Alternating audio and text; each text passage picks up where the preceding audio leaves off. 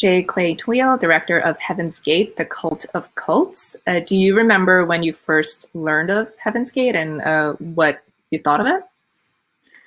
Oh, absolutely. I was in high school at the time in 1997, and I grew up in a household that watched a lot of news, and so I was inundated with it for about a 2-3 week basis. It just sort of took over the whole 24-hour news cycle back then. So yeah, I remember it very well, and I think I saw it through the lens of a lot of Americans back then, which was it quickly became a joke, something to be sort of exploited and laughed at.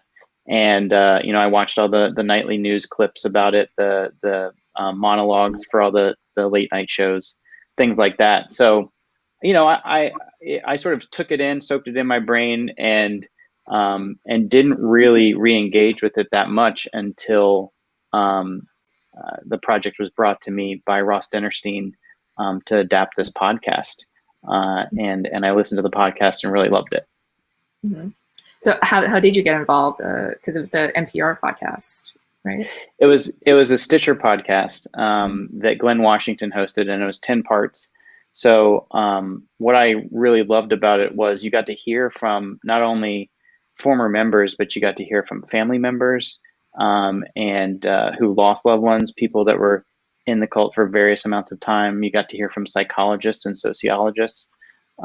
So really gave a 360-degree view of what it was like to be a part of Heaven's Gate, and being able to have some characters, quote unquote characters, that were in it for 20 plus years and give that experience and the roller coaster of emotion they had, I thought was fascinating and really drew me in, because I try to tell as much as possible character stories. That's what I'm drawn to. So really hearing their experiences and learning some things that I had never heard before, and learning about one of the founding members of the cult, Bonnie Lou Nettles, who died 10 years into the group's existence, and just seeing that evolution of how a ideology changes over time and gets more and more dangerous. Well, like you said, the cult was so much of a punchline in the media, and the show really humanizes the members. Was that one of your goals? Absolutely. Yeah. We talked about it a lot when we started interviewing people. How can we try to reframe the narrative around them in an elegant way, in a way that's not banging you over the head with it, but just getting the audience to care about these people and bring in some of their life before they joined the cult, and by the end get you to care about them as a person. I think if the audience comes away doing that, then I've done my job. Really trying to get the audience to engage on an emotional level in a way that breaks down a lot of the stereotypes. That was our goal all along. Yeah, and one of the stereotypes is that cults are full of crazy people, but you guys make a point to say that the people who join cults, they're well educated, they're from good families, usually no prior psychological problems, and cults don't want weirdos or anything. And did you ever think about that, and who cults target for recruitment?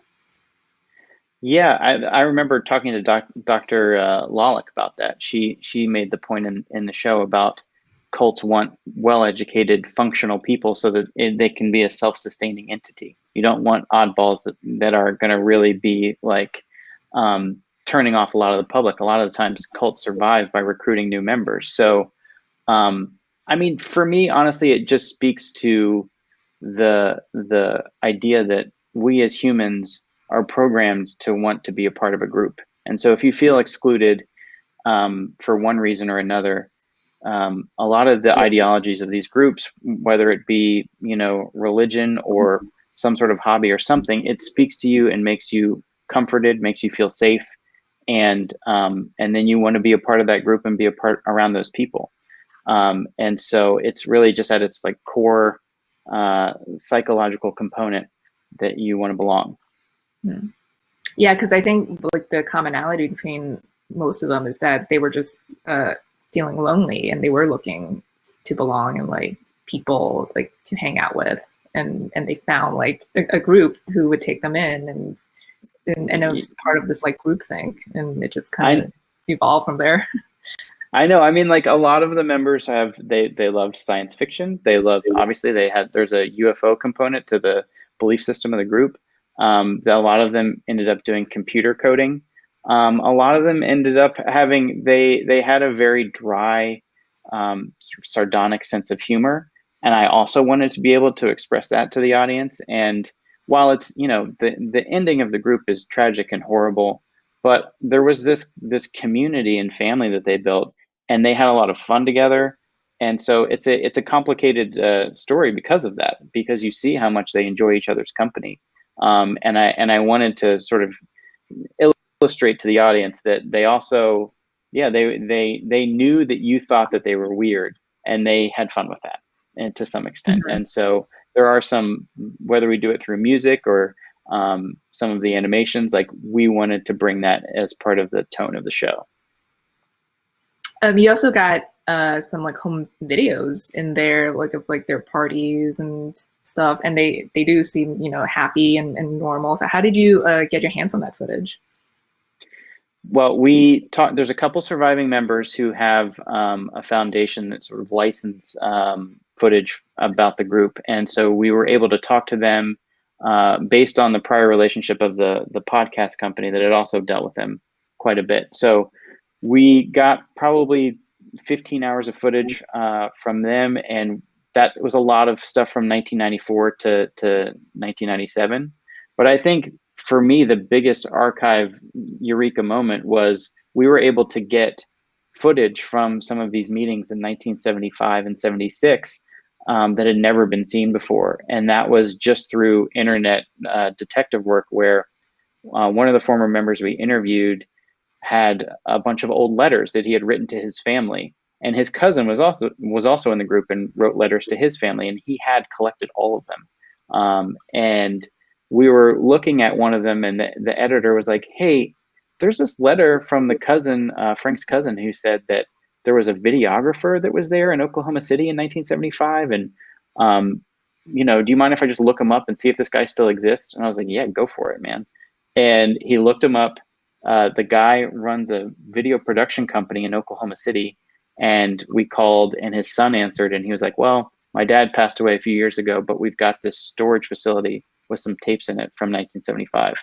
And that's how we were able to find some footage that had never been seen. So it's like, as a documentarian, that's gold. That's like really great content, but also allows you to see people change. You see what their attitudes were like when they first joined in 1975, and then see what some of their exit videos were in 1997. Mm-hmm. Frank is one of the most like heartbreaking stories in there. I think, like, along with also Kelly, who lost both of her parents. And like, was there any interview that was particularly enlightening to you? Oh man, I mean, because a lot of these people have been not shown in the greatest light by the press for 20 some odd years. I wanted to really, in my interview style, give them the floor to tell their story in the way that they wanted to present it and talk about it. And so these interviews were the longest I've ever done in my career. I did a 7-hour interview with Sawyer. Frank was, I think, 5 straight hours. But yeah, they're all hard. There's, we're sitting there talking about a group that these people were a part of or affected by in some way. That ended in a tragedy, and in suicide, and you're talking about trauma for a lot of the former members. So it got into some dark material, and was a hard interview for those 3 in particular. And I think that some of the family members were tough, because you just get to see the ripple effect of how losing someone, even if they didn't die, just losing someone for that part of your life to a cult like this, where they cut off contact with other outside family members. It has such a devastating effect.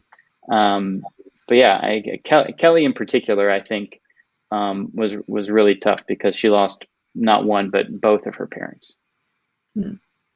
What has the reaction to the show been like? Do you feel like viewers have a better understanding, and that what this group was, and like they're less inclined to make fun of them, and they understand that that they were just kind of manipulated, and just the group just turned dangerous at some point?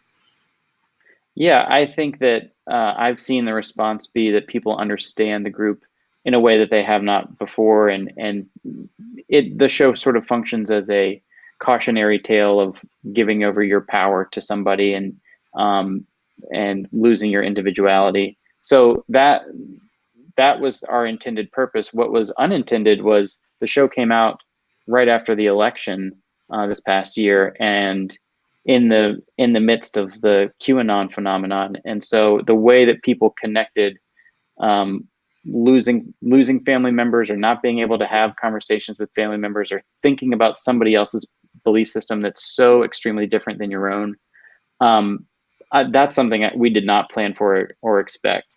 Sort of the politicalization of the show. But that's some of the response that I've seen online that's been pretty surprising. Mm-hmm. Well, Clay, it was great speaking with you. Thanks so much for your time, and we'll see you back in a little bit. All right, thanks. Thank you.